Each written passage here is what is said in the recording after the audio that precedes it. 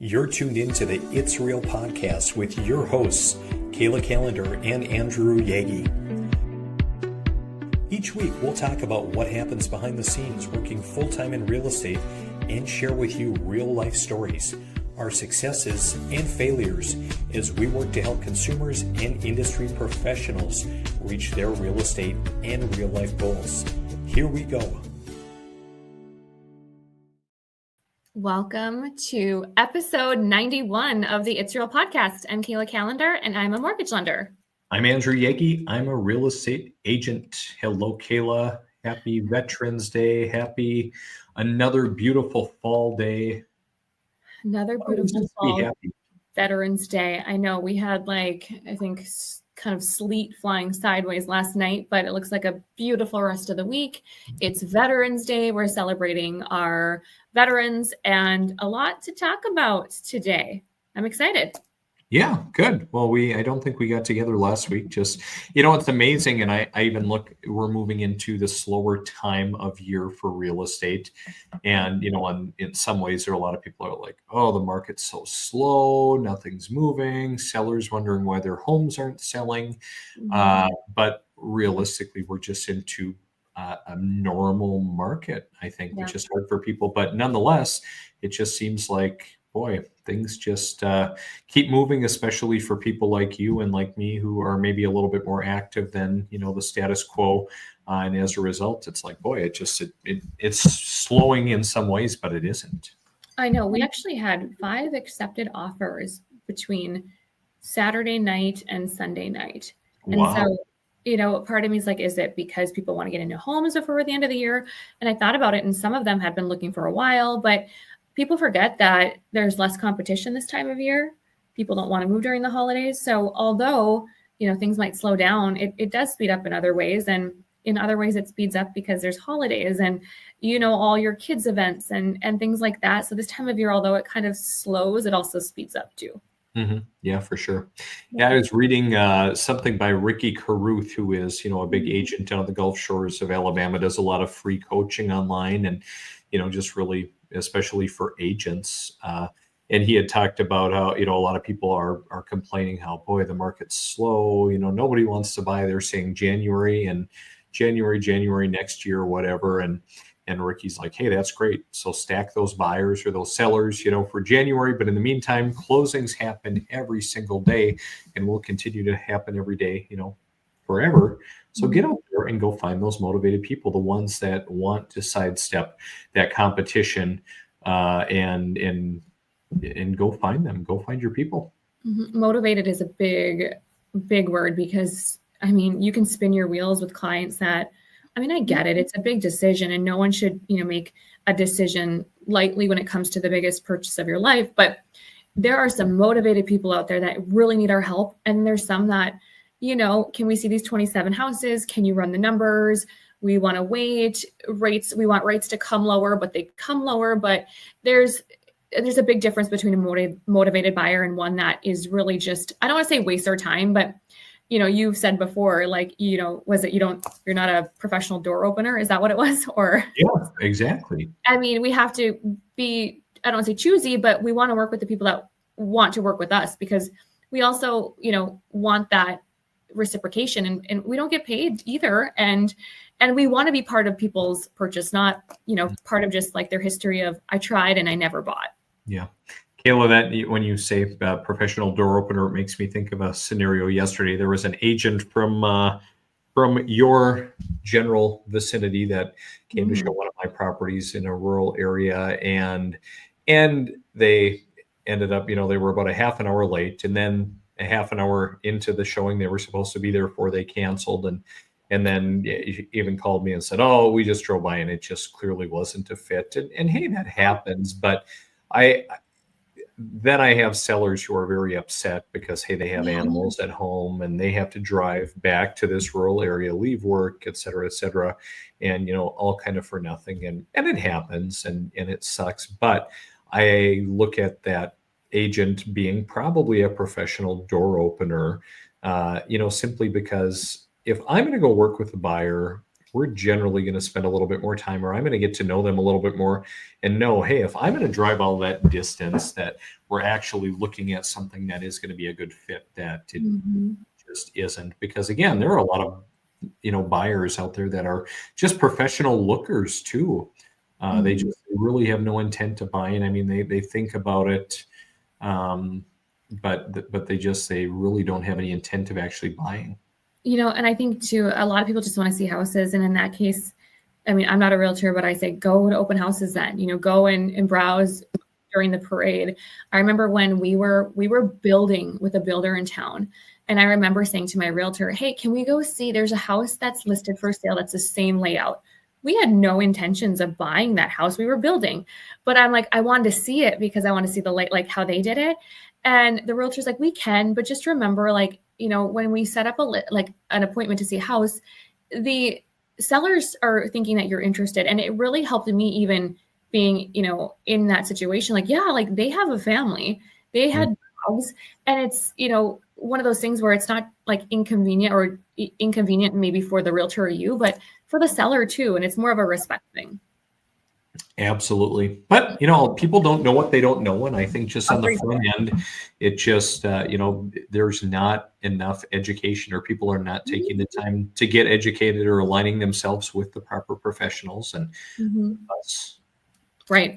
And I think too, it really, I was talking to one of my colleagues, and I'm like, I'm so surprised that realtors are still showing homes when I've got a couple clients that are not pre-qualified yet. And we've had to add on like a co-borrower, and we've had to, work through some things, and they're still showing houses. And it's like, hey, do you think that they'll be qualified in a couple of weeks because they really like this house? And I am of the opinion always, and I know we talk about this, but it's like, they can go show the homes. I mean, sure, go show the homes, but it's that message to the client that says, well, I really like it. Like, hurry up, let's go. But that still surprises me, because it's the seller, the agent, the client buying. It's a waste of time unless we get them pre-qualified. So I'm seeing that quite a bit the last couple of weeks. Well, I guess those agents know what their time's worth, Kayla. I guess. Have you run into any interesting agent scenarios lately? I have been ghosted by 2 agents. And in my decade of doing this business, yeah, I have never been ghosted. And it's because the clients wanted to switch lenders or had a better offer. Now, remember, rates move constantly. So your rate 30 days ago that I quoted versus today could change. But it's been very interesting. I'm surprised, the lack of communication, because I would never not respond to, let's say I'm working with you, Andy, and we have a mutual client, and they say, hey, we're actually not going to work with Andy. We're going to sign with someone else. I would never not communicate with you, because it takes a village. And as of recent, I even had a realtor not respond to me because the clients wanted to switch lenders at the final hour. Now, it had nothing to do really with me. I mean, it has, to not go into detail, but it is such a big deal in this industry to communicate with title, appraiser, insurance, everybody, because if you're not on the same page, that's when things go wrong. And I would say I'm shocked. I'm shocked at the communication, and these realtors are not younger. They're, our age, millennials, I guess you could say. And so that has older millennials. Yeah. And that I'll be honest, I'm shocked at the lack of communication. So I have some realtors that are so great. They communicate it smooth. The moment you're not communicating with your lender, I was shocked. I won't go into too much detail, but sure. Communication is kind. So another agent on the naughty list in KK's office. Yeah. And this last one wasn't even from my city, different city, don't know them, but man, let's just all be for the client. Let's all partner. Let's all be professional. So I know sometimes we talk about the negative on here, but I think it's important to share the real life stories that, man, if you want to be well respected and professional and appropriate, just communicate. There's nothing worse than ghosting someone. And I had, recently, can't even quite say a client, but someone who was eyeing some commercial space, and just, I don't think they weren't getting what they wanted. And, it just kind of wasn't panning out. Instead of communicating, just kind of a ghost for multiple weeks to everybody. And I just don't get it. Like, yep, I know the path to success is rarely linear.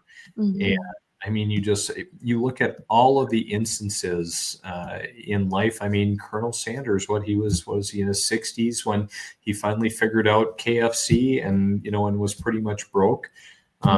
Ray Kroc, who had McDonald's, who bought the original rights from the McDonald brothers, was in his 50s peddling milkshake machines, and then kind of figured it out finally. So I mean, no. Like, the path for your success has not been linear. Mine has not been. No. But we communicate even when things don't go well. Maybe we'll have a little banter behind the scenes or whatever, but communication, people, that's what it comes down to. It's a big deal. There's a lot of hands in the pot. There's a lot of people. And so I would say that's my first ever that I've experienced, and it has happened twice in a month. I'm like, wow. So just a fun little story. Thanks for letting me share. I appreciate that. And I know you've got a tight schedule today because you're so in demand. So I want to keep things moving. I want to talk about a couple of things. So I've had a variety of people ask me about this, Kayla, and I don't know if you have as well, about the 50-year mortgage. And what are you talking about? What do you mean?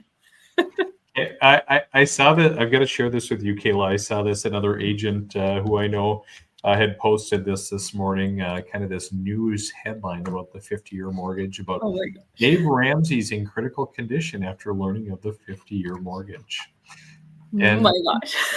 and so for those who don't know Dave Ramsey, of course, he's a personal finance expert who does not believe in debt. And Dave always says no more than a 15-year fixed rate mortgage. So Dave hates 30-year mortgages. So the Babylon Bee, which is of course satirical, talking about Dave Ramsey, being in critical condition, which is not too far off base.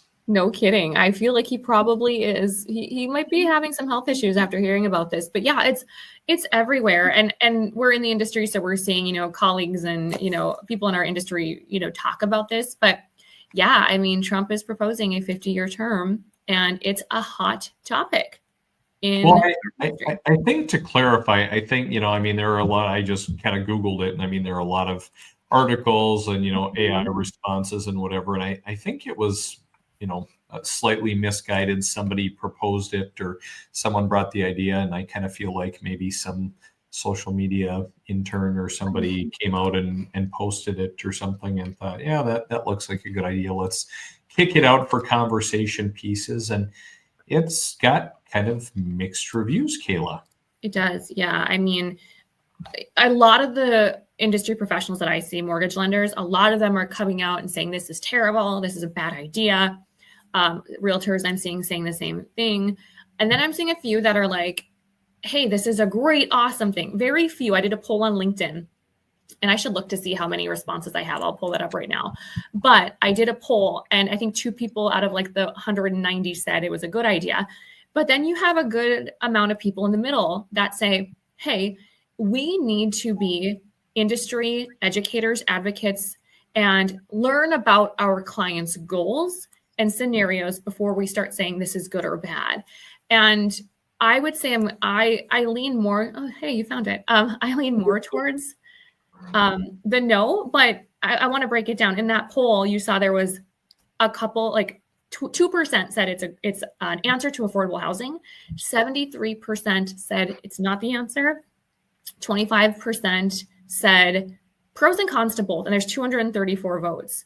So LinkedIn is professional. There's a lot of people that follow me and vice versa in our industry. So I think we should break it down, Andy. What do you say? Yeah, I think so. And I think you kind of did that. So talk about it, Kayla. What does it mean? What does it look like, for an individual who may be eyeing something like this? Yeah. So even if this does, go through, get passed, there's a lot of things that has to happen. However, I just broke down just simplicity, right? Let's just talk round numbers, because a lot of people are hearing there's just so much more that you're going to pay in interest. It's not saving you a lot of money. Let's break it down. So I took a $400,000 loan amount, Andy, and I compared a 30 versus a 50. Now, a lot of people are not talking about the fact that there is a spread between a 15 and a 30. So the longer the term, the higher the interest rate. So a lot of people online have just been comparing apples to apples at the same rate. I'm showing if we had a 50, I mean, this is complete speculation. I just put a 0.5% higher because I would assume that that would occur just like it does today. So I'm using a $400,000 loan amount. If this is $800,000, it would be a lot different versus a $200,000 loan amount. So I compared the difference of a 30 versus 50, and we're seeing $132 a month less.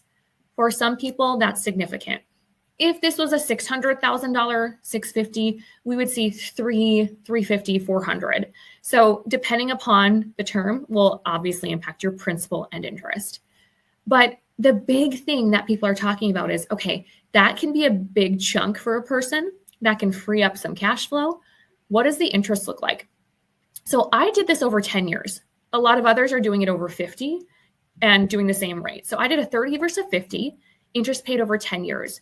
You're going to pay $33,000 more in interest in this scenario for a 50. Okay, that's significant. And then I broke down the principal paid. Look at that difference in principal, $46,000 less principal. And that's important when we think about people that are going to sell and use their proceeds for a new purchase. Andy, have you ever had clients like, you and I have talked about this before, but a lot of times when I have a client selling, they're sometimes not bringing any money for the new purchase, or they're getting a significant amount back where they're bridging that gap with very little. What are you seeing when people sell their homes? Yeah, I think much the same. It's been pretty rare that I've ever seen any seller have to bring cash to closing to sell. In fact, I can only think of one scenario where I've had to have a seller who was upside down on their house come in and bring cash to closing in over 400 transactions.